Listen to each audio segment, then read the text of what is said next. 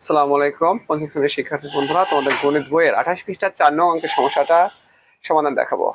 বলছে যদি 8 কেজি আটার মূল্য 384 টাকা হয় তাহলে 4320 টাকা দিয়ে কত কেজি আটা কেনা যাবে, তাই না?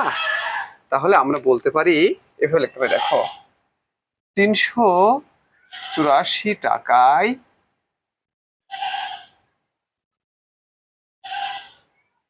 আটা পাওয়া যায় কত কেজি? 8 কেজি। 8 কেজি। যেহেতু ঐকিক নিয়ম, আমরা 1 টাকায় বের করে নেবো, কারণ ঐকিক নিয়ম তো জানি আমরা, একের পরে অন্যটা বের করতে হয়। 1 টাকায় আটা পাওয়া যায় কত? 8/384 কেজি। এবার কত টাকা বলছে আমাদের? তোমার 4320 টাকা।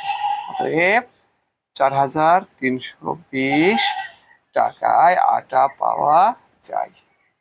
কত? 8 গুণ 4320 বাই কত হবে আমাদের? 384 কেজি। ফ্রেন্ডস দেখো, আমরা একটু ভাগ করে দেখি। 8 দিয়ে 4 দিয়ে কাটি, প্রথমে 4 দিয়ে 8 ভাগ দিলে ভাগ করলে কত হয়? 2।